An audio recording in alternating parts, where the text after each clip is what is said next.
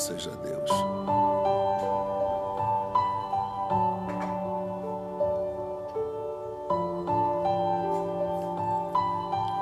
Graças ao Senhor. Então vamos orar a Deus da maneira que você entende que Deus fala contigo. Curva a sua fronte e lembre-se só do Senhor.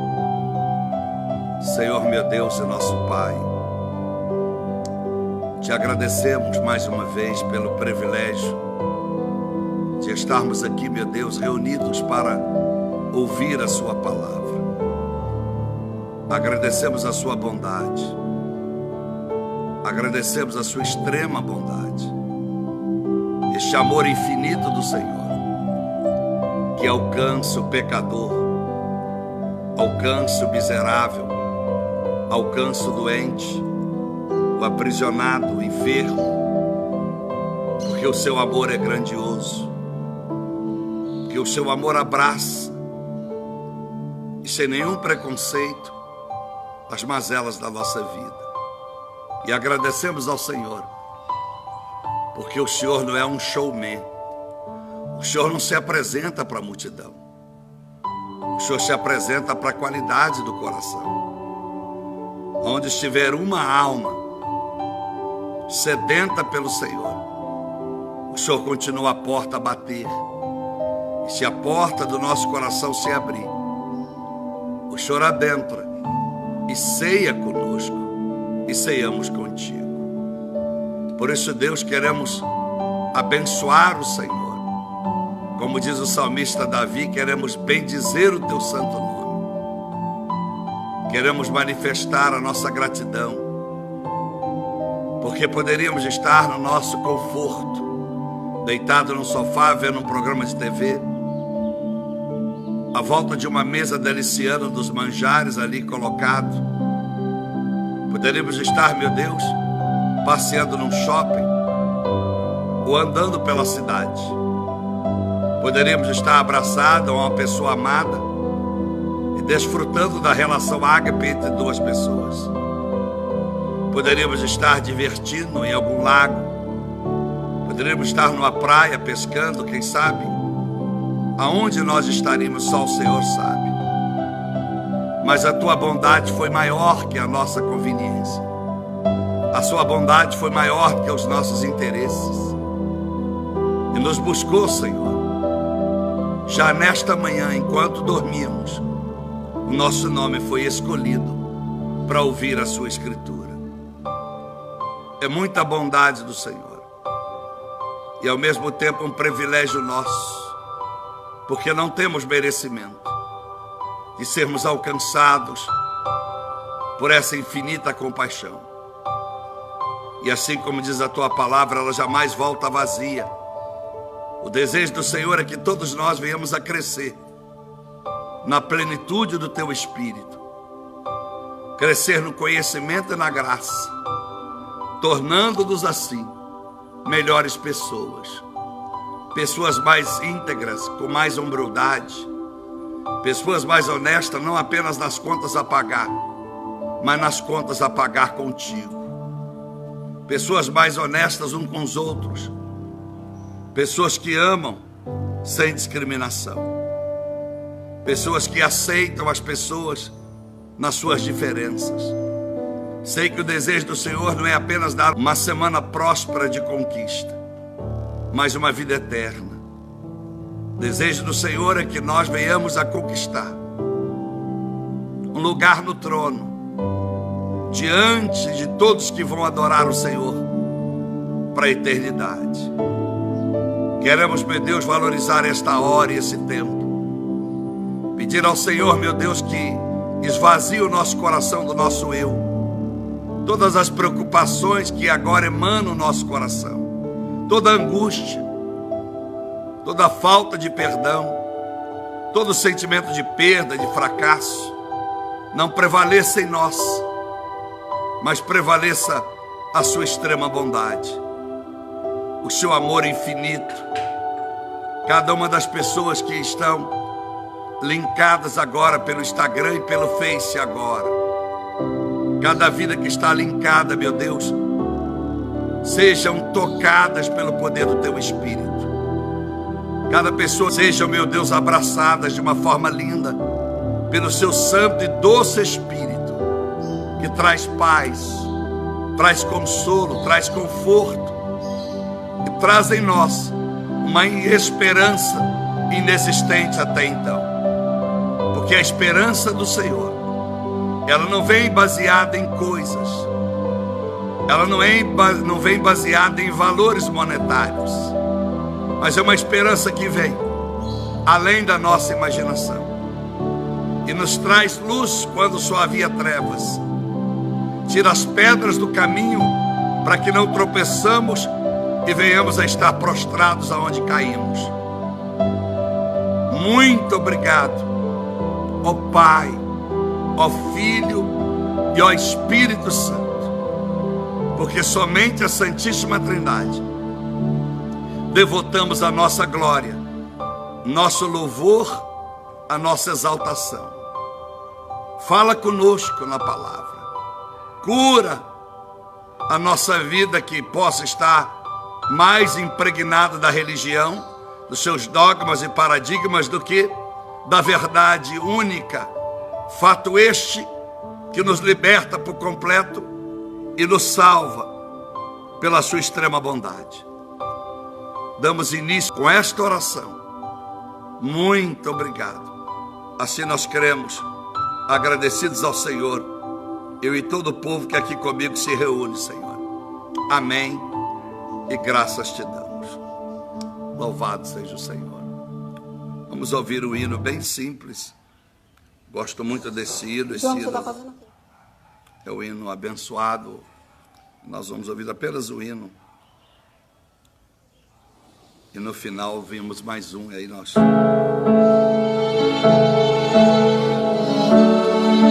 Aleluia.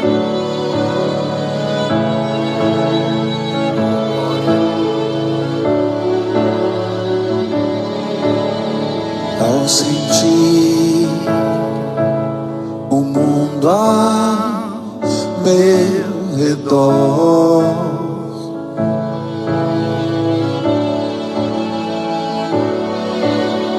nada vi que pudesse ser real.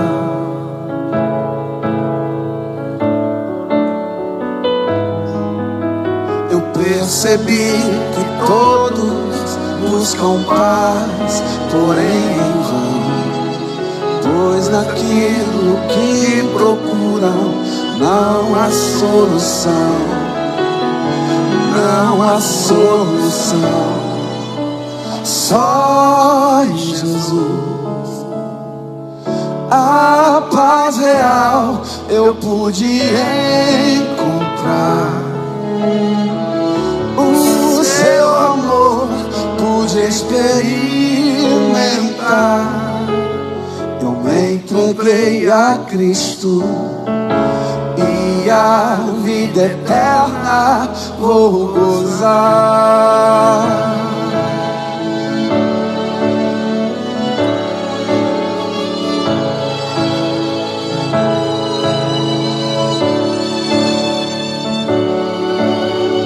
Posso ver que você não é feliz,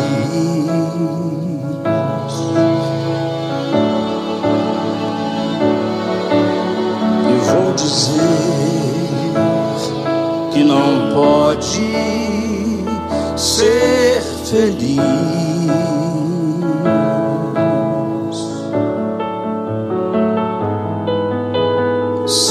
continuar a procurar em vão por caminhos que não trazem solução, não trazem solução. Só em Jesus a paz real você vai encontrar. O seu amor vai experimentar. venha Jesus Cristo e a vida eterna vai gozar.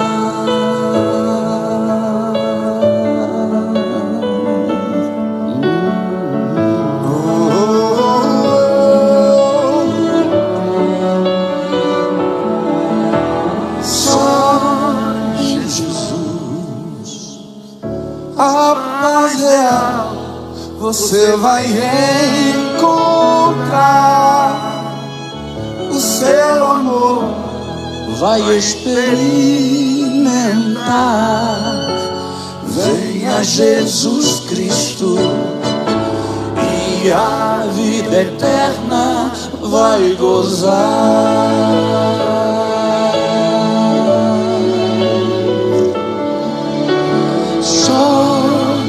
Jesus,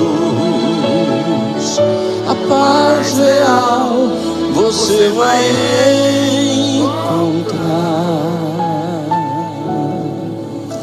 Seu amor vai experimentar. Venha Jesus Cristo e a vida eterna vai gozar.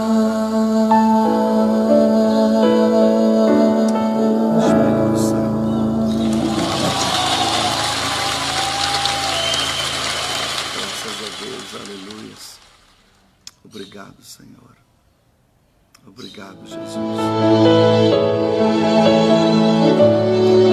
Obrigado, Jesus.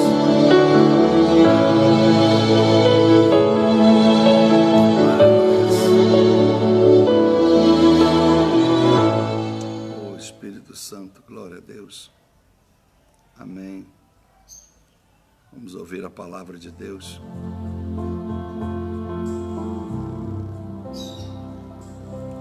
Graças a Deus. Louvado seja Deus. Todos estão com o coração pronto para ouvir a palavra. Amém. Graças a Deus.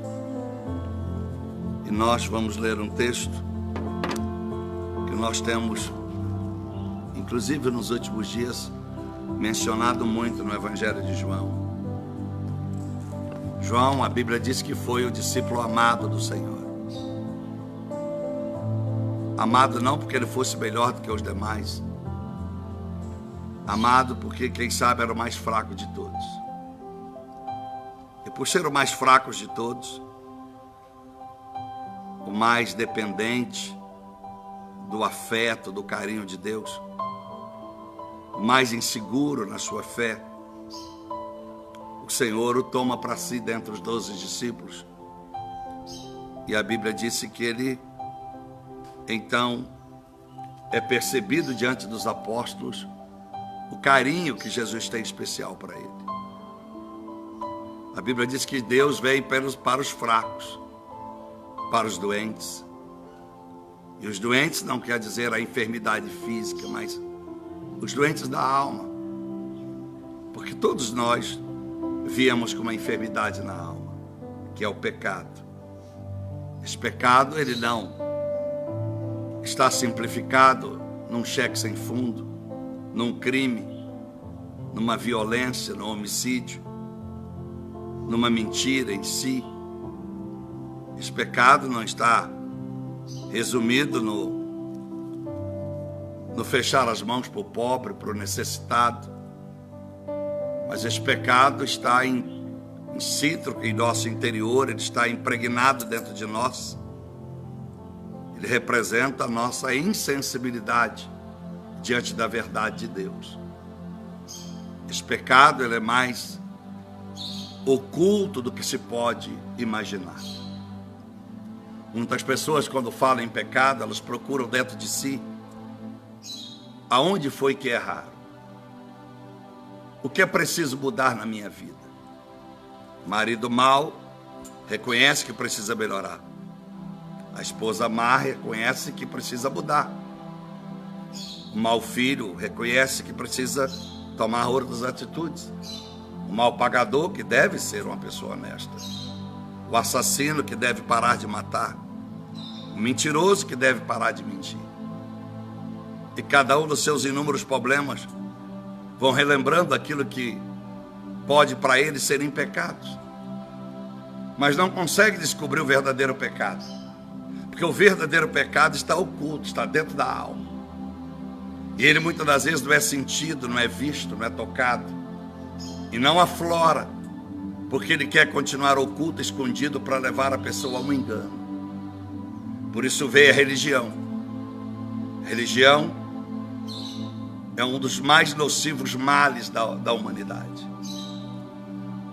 Aí nasceu o protestantismo, nasceu o catolicismo, essa palavra católica no latim quer dizer universal. Nasceu os espíritas, nasceu o Sachanoe, nasceu o Hare Krishna, nasceu os budistas, os islâmicos, nasceu N etnias espirituais ou religiosas. As pessoas espiritualizaram demais sem conhecer o Espírito. Muitas pessoas são tão apegadas à religião que esquecem de entender a espiritualidade do Deus único, Criador e soberano de todas as coisas, o Pai do nosso Senhor Jesus Cristo. Pelas pessoas não conhecer o que é pecado, elas rotulam aquilo que elas entendem que nelas estão erradas, quando na verdade o que está errado em nós só Jesus pode ver. E vendo Jesus, ele usa o Espírito Santo para revelar aonde está o nosso erro, porque por nós mesmos nós não conseguimos detectar o erro. Detectamos os erros que todo mundo os detecta. O erro detectado pelo ser humano, qualquer outro detecta. A perícia criminal detecta. A perícia, em qualquer esfera na vida natural, ela detecta onde está o erro.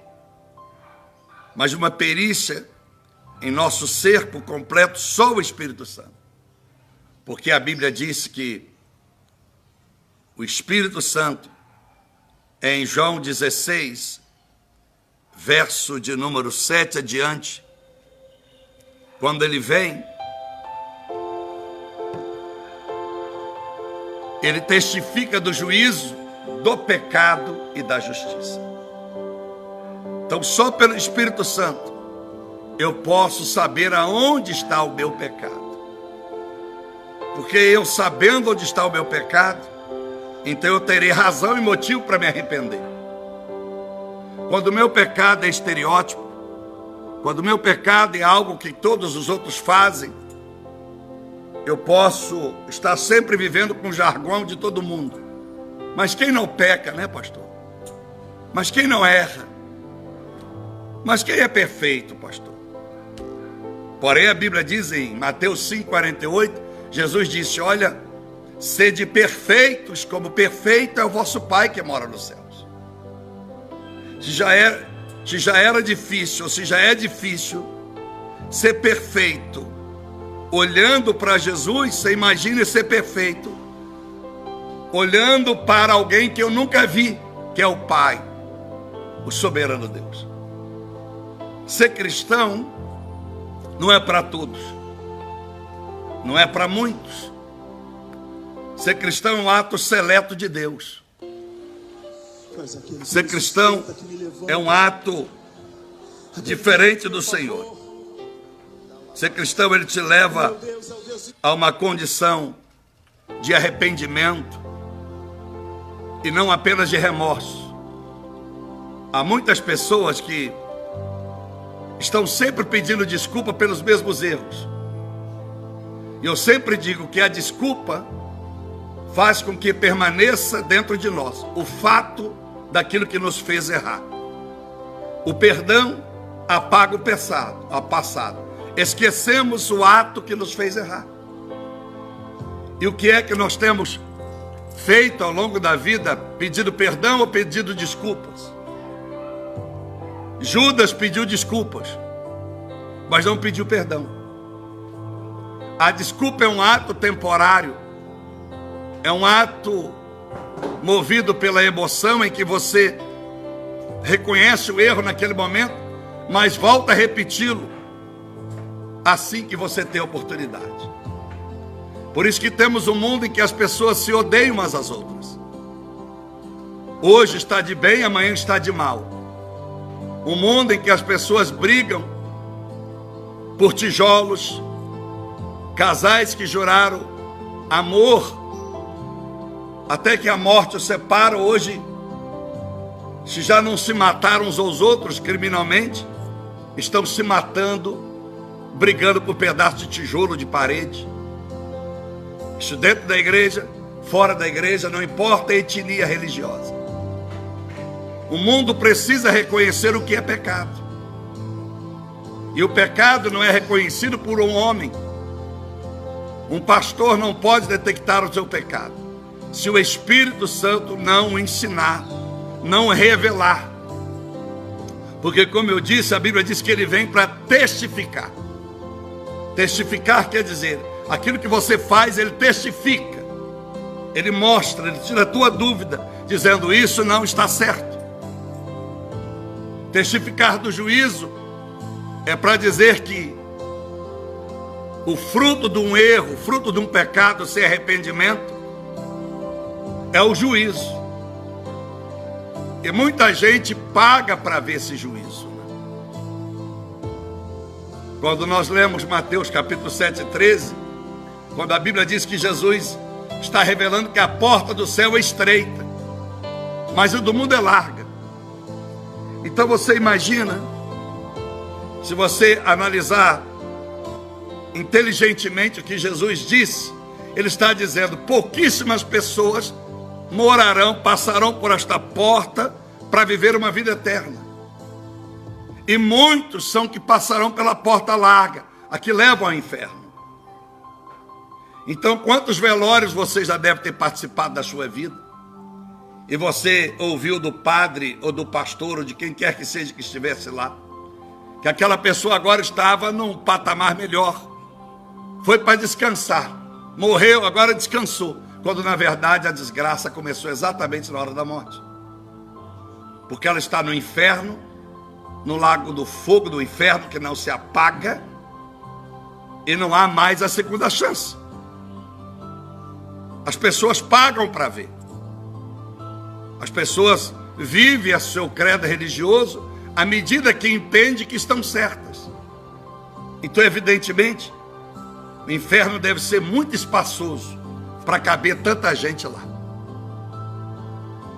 Porque se nós imaginarmos que somos 7,5 bilhão de pessoas no século 21, desde que eu tenho por gente, aos 8 anos de idade, 7, ainda me lembro no prézinho, no pré-primário, na escolinha lá, aprendendo a escrever e a ler e fazendo conta com a tabuada.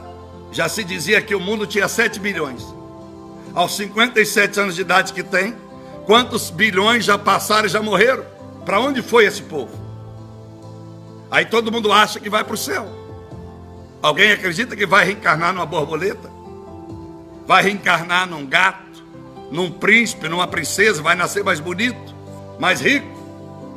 Quando na verdade isso não passa de um ilusionismo, uma utopia diabólica para enganar as pessoas. O evangelho é muito simples, a palavra de Deus é muito simples, porque ela só exige de nós a santidade, ela só exige de nós a justiça, o amor a Deus, a entrega a Deus, a integridade. Deus não precisa do nosso dinheiro. Aliás, se temos algum dinheiro no bolso, foi porque Ele deu. Se Ele precisasse, não dava a 7 bilhões de habitantes a condição de ter uma nota de 10 reais, de 2, de 100 dólares ou 100 euros no bolso. Então, quando nós percebemos esse avanço, ou essa inteligência de Deus, percebemos quão miseráveis somos, ao vivermos uma vida religiosa, baseada em dogmas.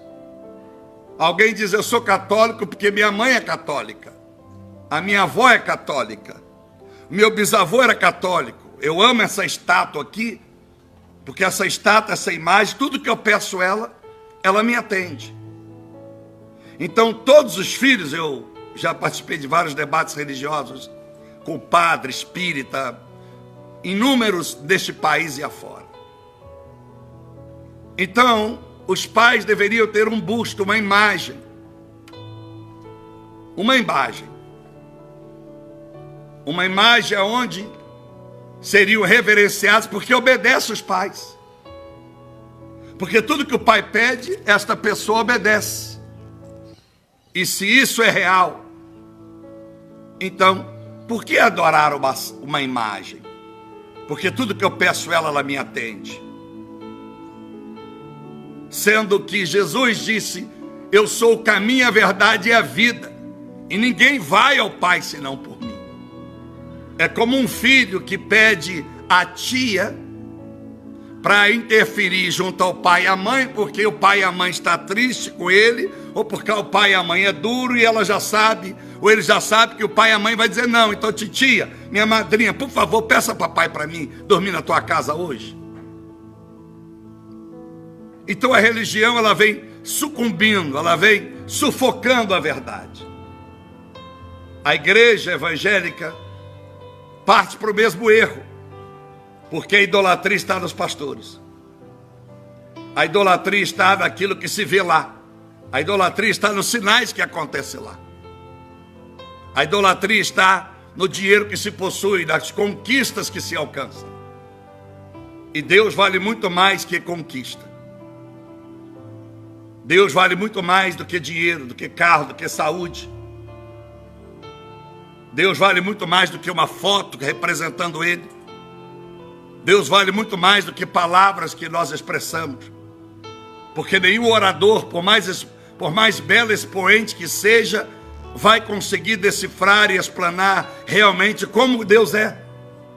Porque Ele é sublime, Ele é maravilhoso, e tão poderoso e tão excelso, que não precisa aparecer para dizer que está presente. Ele está sempre presente. Quando nós aceitamos crer nele, mesmo que não vemos, que não apalpamos e que não temos sinal de onde ele está. Por isso, o maior pecado que nós temos está dentro de nós, está dentro da nossa alma, ele está dentro da nossa vida. E esse pecado só pode ser detectado quando você decide dizer, Jesus, me mostra quem tu és. Fala para mim quem o Senhor é. Seja através de sinais, seja através de circunstâncias, seja através de uma enfermidade, seja através de uma cura, de uma restauração de algo na minha vida. Às vezes muitas pessoas precisam ser enfermas para reconhecer o poder de Deus. A enfermidade não é um sinal de maldição, mas é um sinal de que Deus existe. Porque a enfermidade existe para dizer para nós que nós não temos poder para decidir a nossa vida como queremos ela. Porque por mais que você se alimente bem, que você seja um atleta treinado como Ayrton Senna, uma curva te espera. Quando você menos imagina, aquela curva que você tanto dominava, é ela que vai te levar. O maior nadador do mundo, a água que ele sempre dominou, é ela que vai afundá-lo. Há quantas pessoas saudáveis, e conheço um que era presidente da Neutrox em São Paulo, Oswaldo Iervolino, um homem de 68 anos, que fazia periodicamente os seus exames, e fomos sócios em determinado tempo da minha vida, e eu estive com ele no domingo, uma semana antes dele falecer, alguns dias antes, num iate lindo que ele tinha em Ubatuba, São Paulo. Aquele iate maravilhoso, levou a gente para uma ilha, e ali desfrutamos de todas as regalias que ele tinha para o poder aquisitivo. E ele disse naquele dia que na segunda-feira não podia reunir comigo porque ele tinha que fazer todos os exames periódicos médicos, uma revisão médica. Na terça nós falamos pelo telefone, ele disse, olha, meu coração está igual de uma criança, diz o médico, estou bem. Então vamos nos reunir no próximo final de semana, porque a semana minha está corrida. E no mesmo lugar que nós íamos reunir, no iate dele em Ubatuba, foi exatamente dentro do iate que ele morreu sentado na privada. Ele sentou e ali o coração parou e nunca mais voltou. Para morrer basta estar vivo. E eu dizia muito para ele: Oswaldo, entrega a sua vida a Jesus. Ele dizia: eu tenho Jesus. Desde pequeno eu tenho Jesus. Eu nasci com Jesus. Eu falei: como você tinha Jesus desde pequeno, se de pequeno você não sabia nem qual peito tinha leite da sua mãe? Como é que você tinha Jesus desde pequeno se você não sabia nem andar? Você não sabia nem pronunciar o seu nome? Você não sabia nem chamar papai e mamãe? Como é que você tinha Jesus desde pequeno? Se você não sabia nem orar, você não conhecia ele? Como é que eu posso dizer para a mulher que eu um dia casar com ela e dizer: olha, essa mulher eu amei desde quando ela não existia? Como pode? É alguém que diz: eu sou torcedor daquele time desde criança, desde pequeno. Não, você pode ter sido induzido a servir, a gostar daquela bandeira, influenciada por A ou por B. Mas por natureza própria você precisa crescer, ter entendimento, e vendo os resultados daquele time, você escolhe: eu vou torcer para esse. Você não pode torcer para Jesus sem conhecer a Jesus. Você não pode dizer eu tenho Jesus se você não conhece quem Ele é. Você não pode ser fiel a Jesus firmado em experiências ditas por terceiros. Você não pode dizer que é crente em Cristo se tudo que você sabe dele você ouviu de alguém, nunca ouviu dele mesmo. Você não pode dizer que você vai para o céu se você não conhece o inferno pela Escritura Sagrada. Você não pode ser feliz baseado nas circunstâncias que movem a sua vida, pelo dinheiro que você tem, a saúde momentânea que você tem, que você desfruta, a casa que você mora, o emprego que você mora, que você, pela sua vocação, você pratica. Jesus está além de tudo que nós podemos ver e tocar.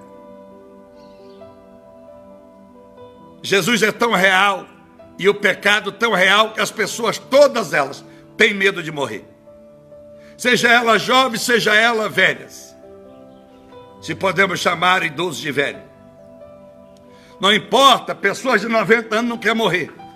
De 80 também não quer, de 10 também não quer, de 20 também não quer, de 100 também não quer, bandido não quer, ninguém quer. Se bandido não quisesse morrer, não botava uma arma em punho tentando matar o opositor para evitar a sua própria morte. É verdade que isso é a ausência da certeza do que Deus permitiu que nós conhecêssemos pela palavra. Quando você olha para cima, você vê um céu azul. Mas além desse céu azul, a lua, que não aparece agora, mas está lá. Além desse céu, ela vai aparecer uma hora essa noite. O sol vai embora.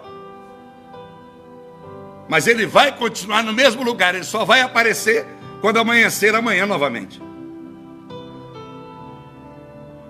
O Deus está acima de tudo que nós podemos ver. E tão distante que os olhos nus não podem contemplar. Mas tão perto que o coração pode sentir. Então o mundo está vivendo em função das suas religiões.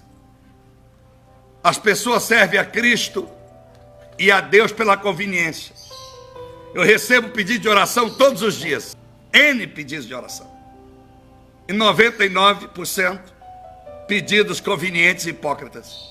Pastor, ora pela minha mãe, ora pelo meu pai, ora pelo meu avô, ora pelo meu tio, está com Covid, o meu filho. E dá vontade de dizer para todo mundo: e daí? O que eu tenho com isso? Porque se vocês podem falar com Deus e não estão conseguindo obter o favor de Deus, é porque há alguma coisa errada. Porque não há intermediário entre nós e Deus.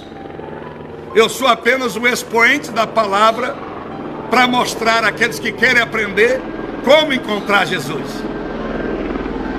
Mas Jesus necessariamente não precisa de mim. Porque quando tudo começou, era Adão e Eva. E não existia pastor, nem profeta, nem sacerdote. E Deus falava com ele.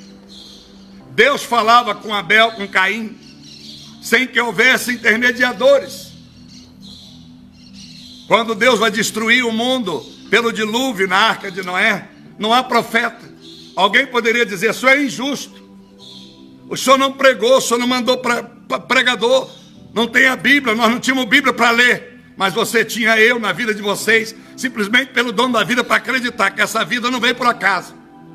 Porque eu não criei o mar pelas suas mãos, não criei os lagos pelas suas mãos, não fiz a água potável pelas suas mãos, não fiz os alimentos pelas suas mãos. Quando vieram, tudo já estava pronto. Já era bastante para quê? Para crer que havia algo soberano sobre todos vós.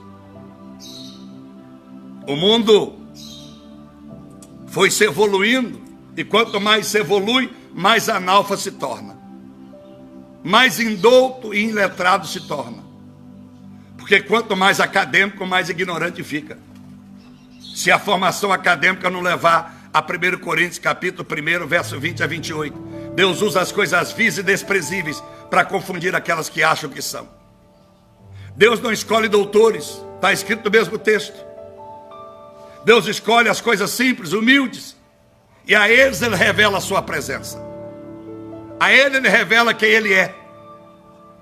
Pedro, para reconhecer que era um hipócrita, foi um galo que cantou 3 vezes, depois que ele havia negado também o Senhor por 3 vezes. Quer dizer, o galo canta uma vez, enquanto Pedro nega Jesus 3 vezes. Um galo teve o sentimento e a hora certa. Aquele galo só pode ser conduzido pelo Espírito Santo. Como é que o galo canta? Exatamente quando ele nega Jesus a 3ª vez. Até um galo Deus usa. Que será de mim em pensar que eu sou alguém porque Deus me usa? Porque o Senhor disse, na última descida triunfal a Jerusalém, Ele disse, se essas pessoas não me louvarem, até essas pedras falarão. Então nós entendemos que esse pecado que está em nós, só Jesus Cristo pode nos ajudar. Só Jesus Cristo pode entrar através do Espírito Santo dentro de nós e mudar todo o nosso ser e mudar o nosso comportamento. E quando Ele entra na sua vida, você percebe. Dentre tantos sinais, você percebe. Eu ainda não estou pregando o texto, eu estou parafraseando o texto. Quando Jesus entra na sua vida, você se torna mais doce. Você não guarda mais rancor. Você é mais justo. Você é mais íntegro, mais honesto. A humildade faz parte do seu caráter. Seu caráter não é avarento. Seu caráter não é soberbo, não é presunçoso. Você passa a não ser mais prepotente. Você não é mais autossuficiente. Você passa a ser dependente de Deus, 100%. Quando o Espírito Santo entra, porque você aceitou Jesus de fato, não quando era criança, mas quando criança você foi ensinado que Jesus não é religião, que Jesus não pode ser simbolizado ou representado no nome de igreja do lado de fora. Eu digo que se o nome de igreja fosse poderoso, não estava do lado de fora. O nome de igreja tem que estar do lado de dentro. Jesus nunca abriu uma igreja. Deus criou a igreja, pessoas. Nós somos a igreja. Essa casa se torna uma igreja porque Deus está falando aqui. Mas enquanto Deus não está falando aqui, é apenas um lar. Há uma casa de tijolos. No capítulo 2 de Êxodo, a Bíblia é clara, Moisés estava cuidando dos animais do seu sogro Jetro, no meio das titicas das vacas, dos bois, das ovelhas, dos cabritos, dos bodes, num sol escaldante, num sol sujo.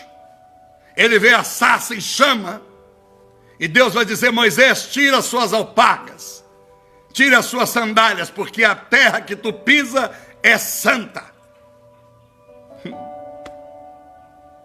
Então aquele lugar que Moisés estava agora, cuidando dos animais, é santo. E quantos templos de pedra, a única coisa santa que tem lá é o nome, porque Deus já não está lá há muito tempo.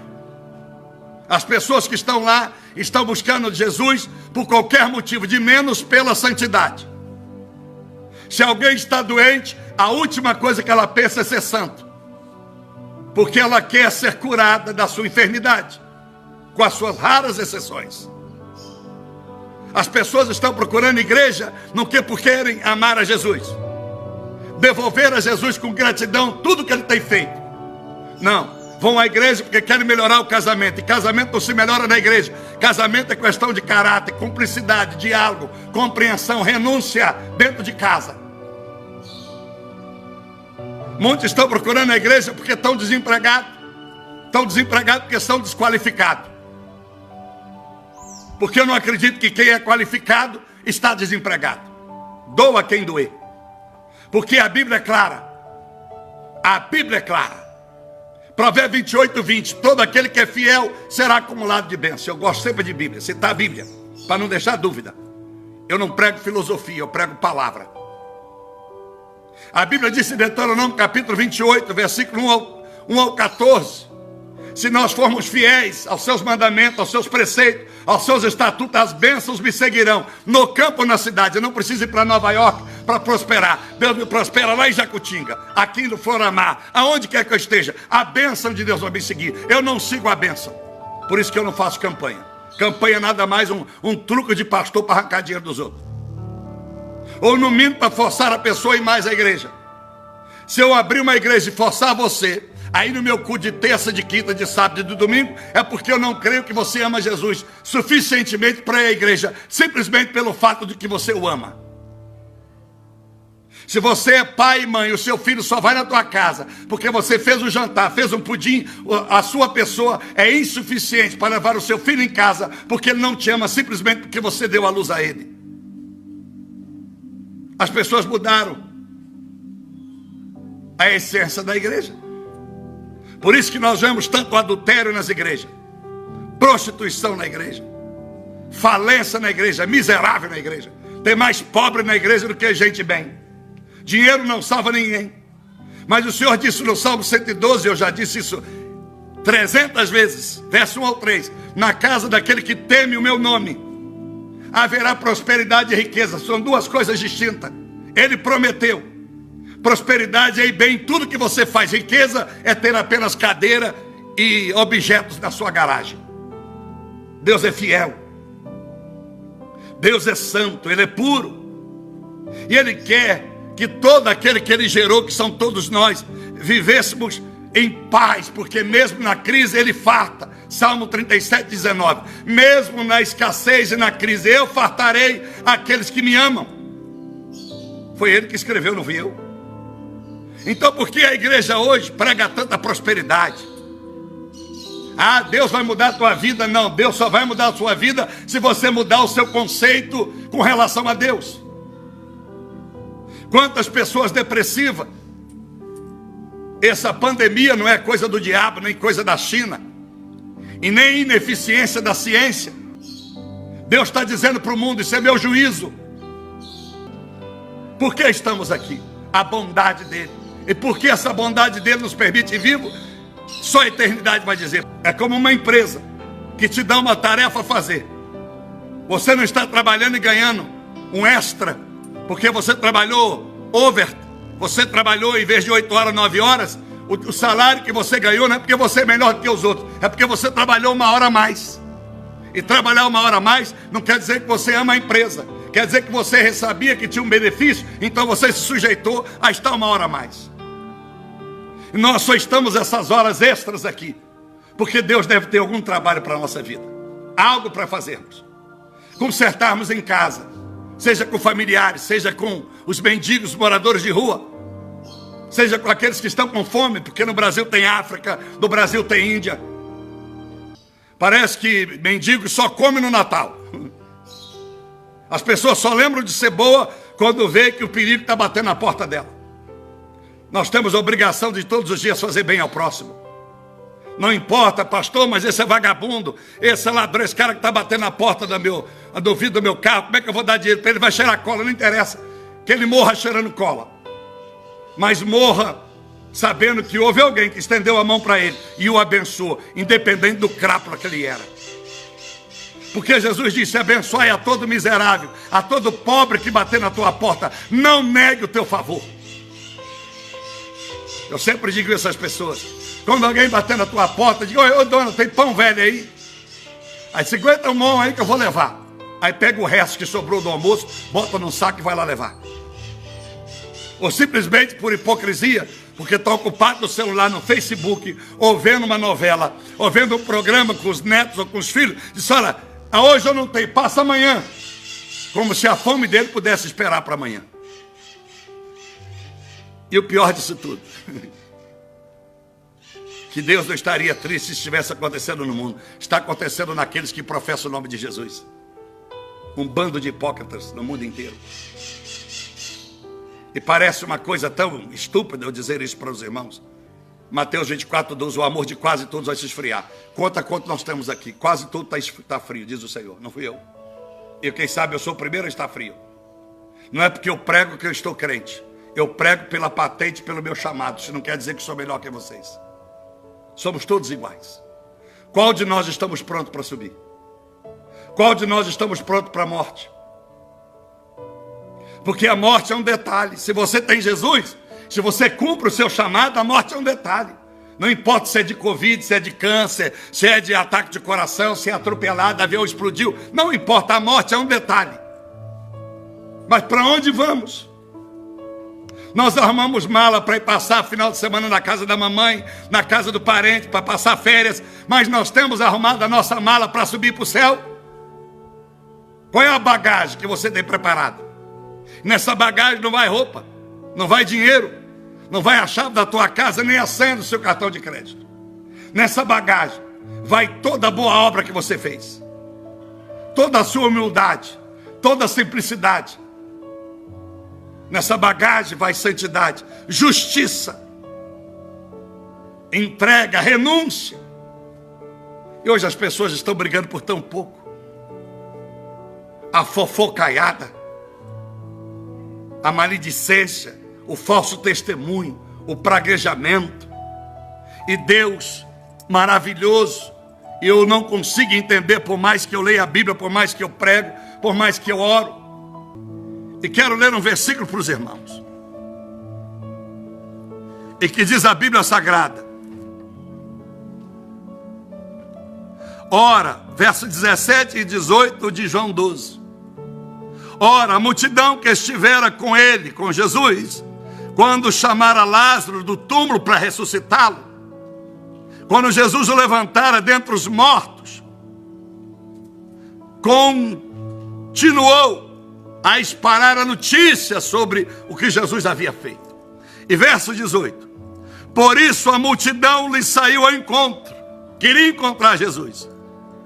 Porque tinha ouvido que ele fizera estes sinais miraculosos. Simples o texto. Uma multidão foi informada de que Jesus não havia pregado o evangelho, mas havia feito o milagre. É uma miséria saber que as igrejas estão lotadas porque alguém prometeu que Deus vai curar a coluna. É uma miséria quando liga a televisão e vê esses pastores mercenários, essas religiões mercenárias, seja ela qualquer que seja, e dizer: olha aqui, Deus curou a coluna, está com dor no braço, não estou mais. Era surdo, não estou mais. Era cego, já vejo. Era mudo, falo. Estava com lepra, não estou mais. Estava com doença terminal, fui curado. Deus vale muito mais do que isso. É como uma mulher que, ao trocar o amor pelo marido, ela disse: olha o que meu marido fez. Fez uma piscina na minha casa. A geladeira está cheia. Meu marido paga as contas. Meu marido criou os nossos filhos com o de melhor. Mas e um amor entre a senhora e a ele? Ah, pastor, isso aí está em segundo plano. Eu já me acostumei tanto com ele ser tão bom marido e cuidar das obrigações de casa, que o amor já não me importa mais. E as pessoas estão assim com Jesus. Não importa mais o amor de Jesus, desde que ele continue fazendo milagres, desde que ele continue operando sinais.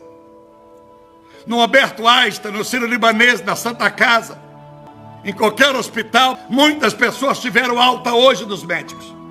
E não foi em nome de Jesus. Ninguém orou em nome de Jesus. Nenhum médico em sã consciência, pela sua profissão, ele não pode O seu CRM não lhe dá autoridade, não lhe dá prerrogativa de curar alguém em nome de Jesus, porque ele pode ser denunciado e perder a sua credencial. Ele tem que curar na ciência, ainda que no coração ele seja alguém que ama Jesus, e ali discretamente ele impõe a mão às pessoas, a pessoa nem ouça, e ele diz: em nome de Jesus, Jesus me ajuda, porque essa cirurgia será difícil. Mas se a pessoa for um ateu, for um judeu, ou for um islâmico, ela vai ser curada e vai processar o médico, porque ela não procurou o médico para falar de religião, senão ela tinha procurado a religião dela para ser curada da enfermidade que ela tinha. É uma lástima nós sabermos que as propagandas do evangelho são: venha para Jesus, seu casamento vai mudar. Venha para Jesus, a sua história financeira será outra. Venha para Jesus, Deus vai te libertar disso, vai te libertar daquilo. Não, você se liberta primeiro. Se liberta do egoísmo, se liberta do achismo, se liberta da sua sabedoria medíocre e diz: Senhor, eu não sou nada. Eu queria conhecer o Senhor, não sei ler isso aqui. Quanto mais eu leio, menos eu entendo. Não consigo. Mas eu sou humilde para dizer: Senhor, entra na minha mente, entra no meu coração e transforma em mim. Faça de mim um ser diferente, que te conheça sem te ver, que te ame sem te tocar, que te honre, que te glorifique, mesmo que a minha vida seja a mesma, mesmo que os meus bens não melhorem, mesmo que eu não acumule mais zero na minha conta. Me ensina a te amar. Aí você começa a ler a Bíblia e começa a entender aquilo que você nunca entendeu. Você começa a ir à igreja por tudo aquilo que você nunca desejou a igreja pelo qual. Não vou à igreja por prosperidade, não vou à igreja por casamento, não vou à igreja por emprego, não vou à igreja por pandemia, não vou à igreja para arrumar amigo, não vou à igreja para comer pizza, não vou à igreja para fazer um social. Quer fazer o social? Se candidata ao Rotary Club. Lá tem o baita do social, melhor do que da igreja. Vai para o Lions Club. Lions Club tem o baita de um social. Vai para a Legião da Boa Vontade. Pai Vai Neto faz um excelente social. Vai para um grupo de amigos, cria um grupo de amigos e faça ali os seus finais de semana ser mais engraçados. Mas não esqueça que um dia tudo isso vai acabar. E não vai haver mais grupos de rede social. Não vai haver mais igreja. Não vai haver mais pastores, padres, líderes, sacerdotes. Não vai haver mais amigos que podem ajudar você a sair de onde você entrou. E nem tampouco entrar aonde Deus te escolheu, só você para entrar. A porta é estreita, só entra por chamada. Não é, Deus não distribui senha. Porque aonde Deus distribui senha, alguém pode vender o lugar para o outro. Olha, minha senhora, só até 80 anos, estou com pena da senhora. Minha senha número 2, a da senhora é qual? 63? Passa na frente. No céu ninguém passa na frente. Cada um entrará a hora que Jesus chamar. E quando Jesus te chamar, Ele não te chama porque Ele teve medo, Ele teve peninha da sua enfermidade, Ele teve peninha das suas lutas, Ele gostou do seu rostinho bonito. Ele te chamará pelas obras que você fez. E as obras que você fez independe de dar uma cesta básica, independe de ajudar o vizinho que precisa de uma ajuda, independe de uma carona que você deu a uma senhora que precisa ir no hospital. Porque a Bíblia diz em 1 Coríntios capítulo 3, verso 1 ao 2, e 3 está escrito e registrado: ainda que eu dê toda a minha riqueza para o pobre, em detrimento da pobreza, ainda que eu queime meu corpo em prol de defender alguém, sem amor de nada adiantaria. Então é possível eu dar todo, eu fazer missões na África, na Índia, no Brasil, no mundo inteiro, e pregar aqui o evangelho para tantas vidas que estão aqui, e não ter amor, e estar pregando porque eu tenho chamado e acho que por obrigação tem que pregar, ou simplesmente porque quero aparecer, quero ter um fã-clube, quero atingir um número de fã-clube no YouTube e ganhar uma graninha por mês. Nós podemos nos matar como Tiradentes, em prol de uma independência mineira, e não adiantar nada para Jesus. Vai lá saber onde Tiradentes está agora, eu não sei. E jamais vou julgá-lo, porque eu não sou Deus. Mas baseado na história que eu aprendi da escola, nunca serviu a Deus, só serviu a pátria. O Deus dele era Minas Gerais.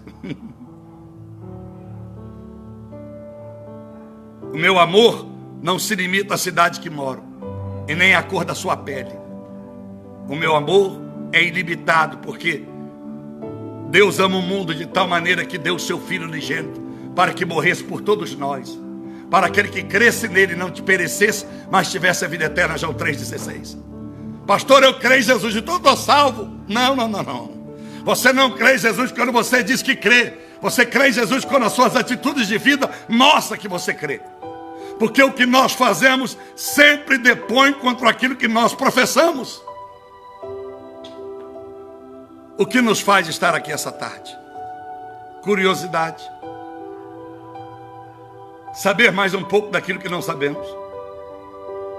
Se esse é o fato, você vai morrer sem saber tudo que tem que saber, assim como eu e todos nós. Mas apenas saiba o bastante. O bastante que resume a sua vida em ser justa para Deus, não justa para a sua família. A sua família não se limita a quem nasceu dos seus entranhas, do teu sangue. A sua família não é o seu marido, e nem sua esposa, e nem seus filhos, nem seus netos. Tem gente que morre pelo neto, mas não morre pelo filho da vizinha, que está precisando de uma bolsa de sangue, apenas 1 litro de sangue para sobreviver. Tem vó e vô que o neto é um bandido, o neto é um pederasta, o neto é um delinquente, o neto é um cachaceiro, é um drogado. Ele alicia todas as filhas dos outros, mas a vovó disse, é o meu netinho. Eu queria ver se fosse com a neta da senhora, se todos os meninos dessa rua pegassem a tua filha e deitassem com ela na cama, se a senhora diria, tadinho, são meninos tão bonzinhos, não fazem porque querem. Vivemos uma essência de uma verdade hipócrita e na contramão da verdade. Então, meus amados irmãos, não vou tomar muito tempo seus mais não, mas se eu pudesse, eu ficaria aqui horas pregando a mesma palavra e discorrendo tantos versículos bíblicos que talvez você diria que eu era um louco, ou que eu não tenho nada melhor para fazer. A Bíblia é clara. Quando Jesus, ele olha para todas as pessoas que estão em volta dele, no capítulo de número 3, verso 31 adiante, as pessoas estão dizendo, Jesus, a sua mãe e os seus irmãos estão aí, querem falar contigo. E Jesus olha para o lado e disse, minha mãe e meus irmãos são aqueles que fazem a minha vontade. E às vezes a gente, como eu disse, a gente resume a nossa família quem mora dentro da mesma casa. A gente entra no cheque especial pelos que moram dentro da mesma casa, pela mãe, pelo pai, pelo tio, pelo irmão. Faz dívida em cartão de crédito. Doa rim se precisar, um órgão se precisar. Mas e o resto? O resto, pastor, o mundo se vire para lá. Isso é coisa de Deus, não é problema meu não. Mas a Bíblia diz que nós devemos amar o próximo como o Senhor nos amou. E qual é o teu próximo? Então eu lhe pergunto, mais uma vez, pelo Espírito Santo, qual é a razão, qual é a inspiração que nos traz a ouvir a palavra de Deus hoje? O que nós precisamos alcançar? Se tudo que nós alcançamos, jamais imaginaríamos ter alcançado a salvação na cruz do Calvário, se nós cremos em Jesus pela sua palavra. É inadmissível alguém dizer, eu creio em Jesus. Você já leu a Bíblia? Não. Então como é que você crê em Jesus? Eu creio porque o padre me falou, o pastor me falou. Mas você tem que viver como a igreja de Bereia, Atos 17:11. Tudo que Paulo pregava, ela conferia. Paulo, acolá, espera um minutinho aí. É verdade, está escrito. Pode continuar a pregação. Pode, tá bom. Está muito maravilhoso porque está escrito. Então é conveniente as pessoas crer naquilo que não leram, porque elas querem transferir a responsabilidade da comunhão para alguém que é um expoente da palavra. Nunca esqueça, eu posso compartilhar com você a palavra, mas a presença de Deus é incompartilhável. Você precisa de ter experiência própria. E a presença de Deus não se limita na sua vida pelos bens que você tem. E você dizer, pastor, mas todo mundo tem problema. Não. Eu posso ter problema, mas os meus problemas são solucionáveis. Eles não acrescentam dores, eles aumentam a minha fé. Problemas que acrescentam dores não são de Deus. Provérbios 22, 10. As riquezas, as bênçãos de Deus enriquecem e não acrescenta dores. João 16, 33. No mundo tereis aflições, mas tende bom ânimo, porque eu venci o mundo. Vinde a mim os cansados e oprimidos, e eu vos aliviarei. Mateus 11, 28. Os problemas de Deus, eles são temporais. Agora o que eles colocam por juízo, eles permanecem. O que ele coloca para chamar a sua atenção é permanente. Porque Deus é Deus de vida abundante. E como eu sei que o problema que eu estou passando é bênção de Deus, quando eu tenho paz, não importa o que eu estou vivendo. O câncer, o médico disse, tem 1 semana, muito obrigado, doutor. Eu achei que eu tinha 2 semanas, então agora eu estou mais perto do meu Cristo. Muito obrigado, doutor. Mas deixa eu dizer para o senhor, eu quero ver Jesus, mas se Jesus tiver obra para mim, com todo respeito, a sua credencial, a sua palavra não é a última, porque a primeira é do meu Deus e a última é a minha fé. Eu vou continuar, porque eu sei que o meu trabalho e a minha obra não terminou. Deus me deu sonho, doutor. Deus me falou há 1 ano atrás, que daqui a 3 anos eu faria isso e aquilo. Então eu não creio, embora respeite o senhor. E por que você veio então, médico? Para testificar com o senhor que a minha fé é maior do que a sua ciência. Muito obrigado, Deus abençoe o senhor. Até a próxima. Essa fé está disponível a todos nós. O que nós precisamos para ter uma semana abençoada, para sair daqui por esse portão e dizer, Jesus está em mim, é você confessar no seu coração, Jesus, eu achei que tudo sabia e vi que nada sei. E quanto mais pensei que sei, mais tenho certeza que eu preciso aprender. Eu sempre digo que ninguém é tão sábio que não possa aprender mais um pouco. E ninguém é tão analfa que não possa aprender na simplicidade de Cristo. Então eu quero terminar dizendo para vocês algo lindo que a Bíblia disse no verso 18. Eu li para os irmãos. A multidão não estava à procura da palavra que Jesus tinha, mas dos benefícios que Jesus tem. Ele vai trazer benefícios na sua vida, eu não tenho dúvida, porque ele beneficia até o Marcola na segurança máxima. Ele está comendo, bebendo e dormindo lá na penitenciária. Fernandinho e Beramar estão sendo beneficiados pela misericórdia de Deus. Que em outro país os dois já estavam no corredor da cadeira elétrica, na América, no Texas, ou por injeção letal, ou etc. Então, não busque Jesus pelos milagres, porque o maior milagre ele já fez. É te dar a oportunidade, ainda que fosse a primeira vez, a oportunidade de ouvir o seu evangelho, a tua palavra. E o motivo que seja para você buscá-lo, seja porque você o ama. Jesus, eu te amo. Quando o marido ama a mulher, não precisa a mulher ter ciúme dele.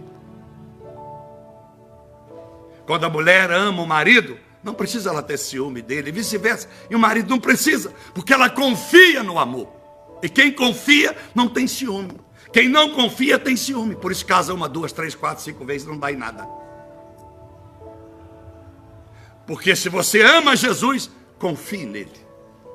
O mais ele fará. Ele vai cuidar da sua vida. De A a Z. Não importa quem te fez mal. Para de ficar contando o seu passado. Tem gente que tem prazer de contar passado. A pessoa deveria até montar um museu. Para botar lá as roupas. Isso aqui é a roupa do meu ex-marido. Aqui é a roupa da minha ex-esposa. Aqui é a faca que ele usou para me matar. Isso aqui foi a pedra que ele me jogou. Até guardei. Isso aqui é o retrato dele. Quando eu olho esse retrato, tenho ódio. Esquece o teu passado. E viva o teu presente. Para com isso. Eu não preciso ouvir o teu passado para te ajudar o teu presente. Eu só preciso saber o que é que tu quer ser no teu futuro, para que eu saiba o que eu vou pregar no teu presente. Amem Jesus. A Bíblia disse que a multidão, nessa descida a Jerusalém, cantava dizendo: Hosana nas alturas, bendito é o que vem em nome do Senhor. Imagine, todas as pessoas cantando e louvando a Deus. Presta atenção no que eu vou lhe dizer, irmãos. Fica bem atento ao que você está ouvindo. Pode ser que nunca mais você ouça isso, pode ser que seja a última vez. Posso morrer essa noite, se eu morrer será uma maravilha para mim. A morte para mim é só um detalhe, é o melhor presente que eu vou ganhar. A Bíblia diz que o povo adorava a Deus. Você imaginou você chegar numa casa que você nunca chegou e o povo bater palma? Nossa, seja bem-vindo, que alegria. Esperava tanto você chegar aqui, falavam tão bem de você. Aí a sua reação, em vez de agradecer, é chorar. Enquanto todo mundo cantava e jogava os seus ramos, e Jesus num jumentinho, sentado em cima de jumentinho, e todo mundo alegre, batendo palmas, jogando seus ramos, passando a mão em Jesus. E a Bíblia diz que no verso 21 que Jesus chorou sobre a cidade.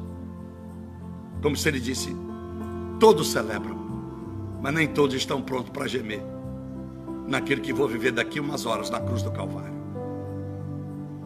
Muitos com certeza irão nas suas casas no dia que vocês fizeram uma festa, mas serão poucos que ficarão para limpar a sujeira que causaram lá. Da mesma forma é Jesus. Muitos querem celebrar. Os religiosos na Páscoa: ah, pastor, não posso comer carne, mas adultera, prostitui, mente, engana os outros, fofoca, tolera o pecado do seu neto, do teu filho. Que palhaçada é essa que então na Semana Santa você não come carne? Que história é essa? Quem te ensinou isso? Aonde te ensinaram isso na Bíblia Sagrada? Ah, me ensinaram isso, mas você serve aquilo que você não leu? Então eu posso te dar uma nota de 100 falsa e você não pode reclamar de mim, nem ir na polícia dizer que ela é falsa porque você não checou. Como é que você quer checar o dinheiro que eu te paguei algo e não checa a Bíblia que te diz, na verdade, o que é de fato verdadeiro e genuíno? Então, meus amados irmãos, quantas pessoas estão alegres hoje? Nos cultos, logo mais, pessoas vão cantar.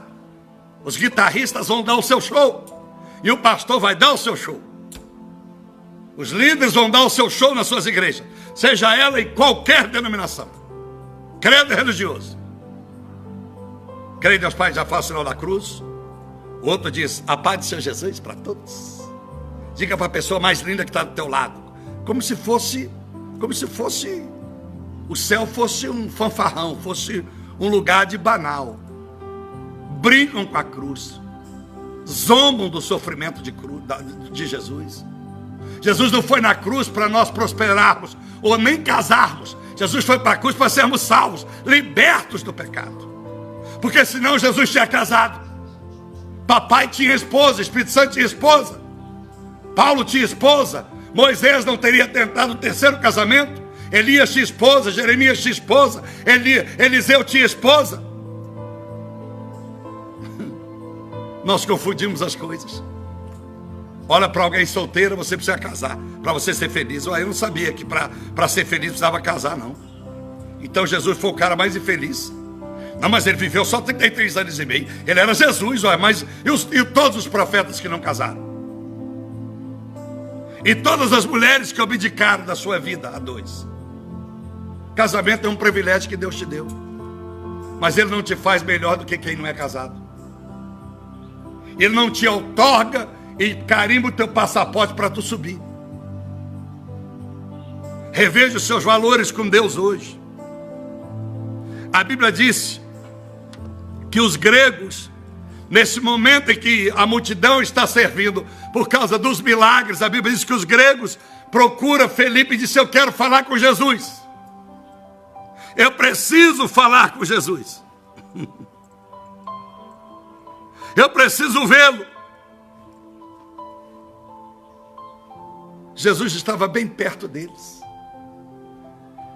Quantas pessoas só conseguem ouvir Jesus falar quando tem um terceiro e mediano fazendo a mediação entre ela e Jesus?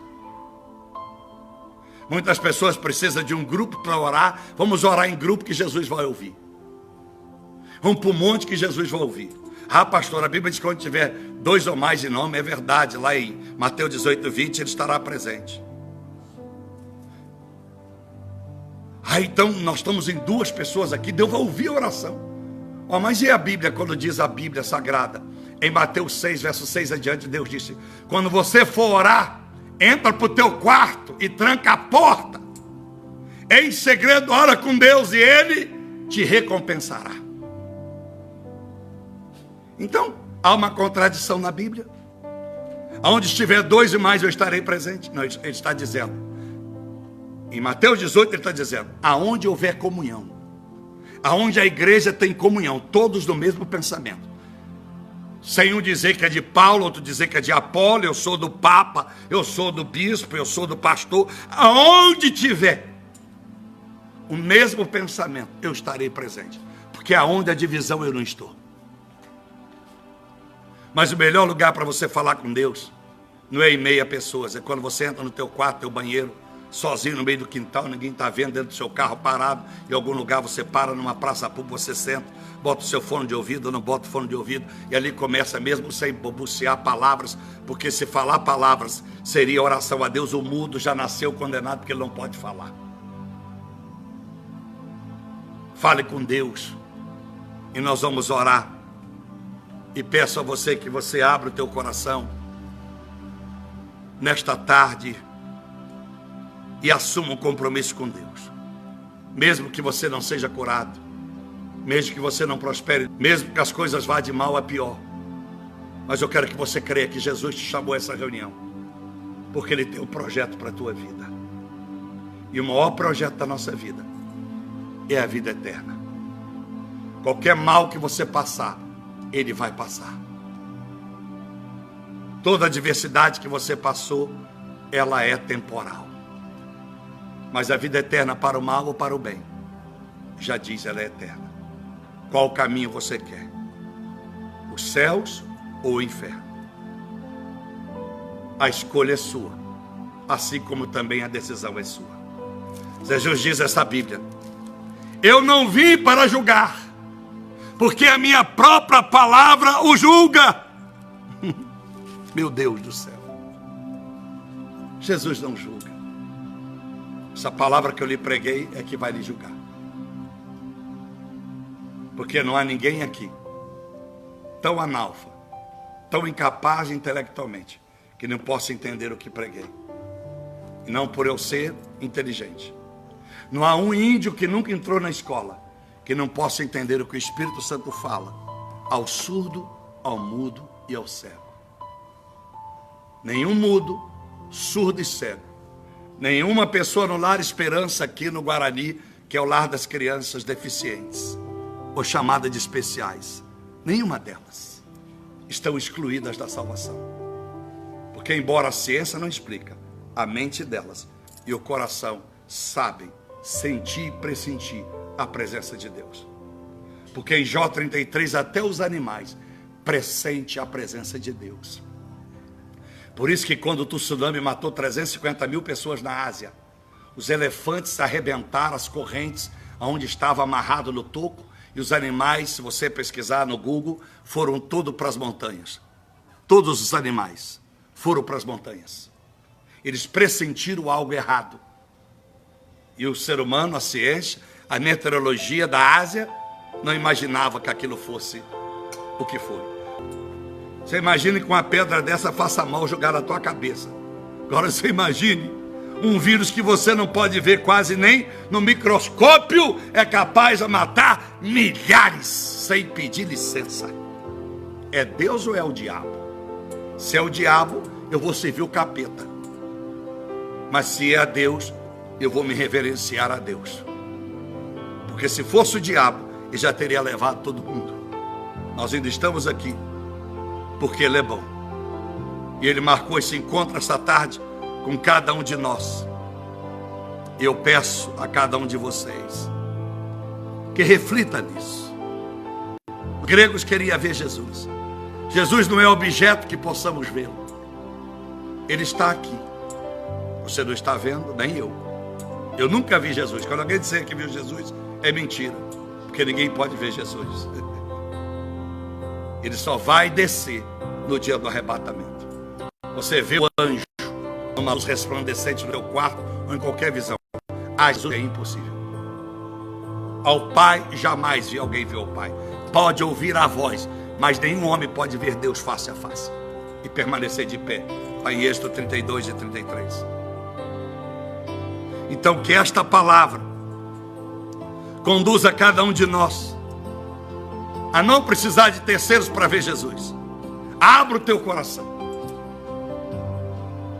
Procura ouvir o Evangelho. Procura ouvir a palavra de Deus. Quem sabe o que está falando, mas busque a sua intimidade. Você e Deus. A presença só você pode sentir, porque eu não posso transferir a que eu tenho. E você não pode transferir a que você tem. Isso aqui não é uma Olimpíada. Isso aqui não é uma competitividade. Quem sabe mais e quem sabe menos. Então nós vamos orar. E a Bíblia diz que Jesus disse: o Pai me prescreveu o que eu havia de falar e o que eu havia de dizer. São duas coisas muito distintas. Muito distintas. Falar e dizer. São dois verbos usados em preposições diferentes. Falar e dizer. E ele disse: Deus me prescreveu. Prescrever, podia dar tantos exemplos. E o médico prescreveu uma receita. Então ele está te dando uma ordem que você tem que tomar aquele remédio. A empresa que você trabalha prescreveu as regras para trabalhar. É uma ordem. Prescrever é uma ordem dada. Os pais, eu, seu pai, quero prescrever a vocês, meus filhos, a conduta nessa casa. Não é sugestão, é ordem. E o Pai me prescreveu o que eu havia de falar e o que eu havia de dizer. Você já deve ter ouvido alguém falar essa frase: fulano falou muito, mas não disse nada. Dizer é mais importante que falar. Falar parte da predisposição de um fato, que às vezes não é fácil de dizer. Dizer é esmiuçar o que fala. Dizer é simplificar, é esmiuçar, é fazer mais fácil entender aquilo que fala. É um cientista que ele tem que falar de uma forma que todos devem entender, embora todos não participaram da formação acadêmica que levou a ser cientista. Ele tem que me mostrar sobre a vacina do coronavírus que ele inventou. Então ele fala e ele diz. Então papai prescreveu a Cristo: fala. Muitos entendem o que ele fala, mas não conseguem absorver o que ele diz. Então, se nós queremos ser abençoados, mais uma vez, quer prosperar financeiramente, vá trabalhar. É o que eu falo para todo pastor sem vergonha: vá trabalhar. Você pode ser digno do seu salário, mas não tem uma igreja de 100 membros e uma Mercedes na porta que tu é ladrão. Eu não posso concordar que em Roma, nos calabouços de Roma, da Basílica de São Pedro, tem a maior quantidade de ouro que você não pode imaginar. Você pesquisa na internet, ou então você vai em Roma e vai certificar do que eu estou lhe dizendo. Os espíritas fazem mais caridade que os crentes, mas isso não outorga a eles a subida ao céu, porque eles falam com mortos e Deus é Deus dos vivos. Fazer o bem não significa nada. É o que eu falei para os irmãos em 1 Coríntios 13. Não adianta você dar seu dinheiro nem se matar em prol do seu neto, do seu filho. A Bíblia diz, verso 3 adiante: porque o amor de Deus tudo sofre, tudo suporta, não se vangloria, não busca os seus próprios interesses, não tem inveja, não suspeita mal.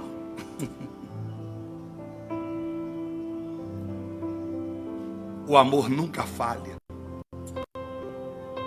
É esse amor que eu preguei para vocês. É o amor que não tem bandeira de igreja. Não importa a igreja que você congrega. Não levante bandeira do nome da tua igreja. Levante a bandeira do dono da igreja, Jesus Cristo. Porque aonde você congrega é só um salão.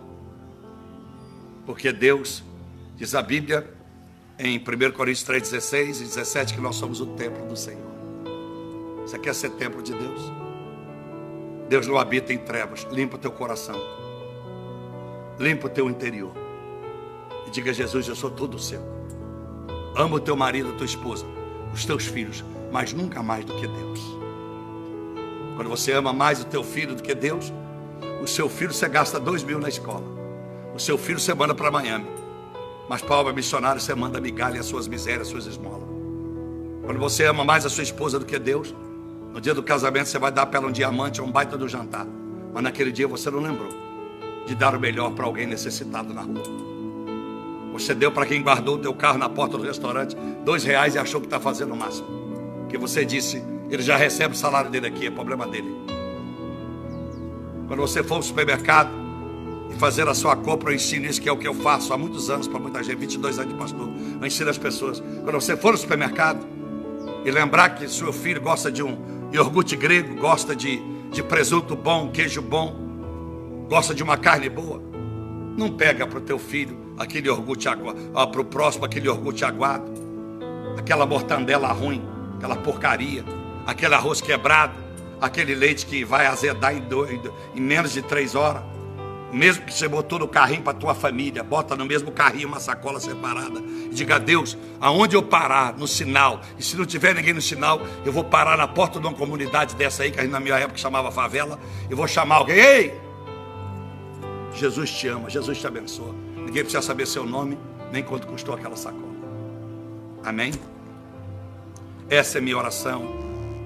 Essa é a mensagem que eu tinha para vocês.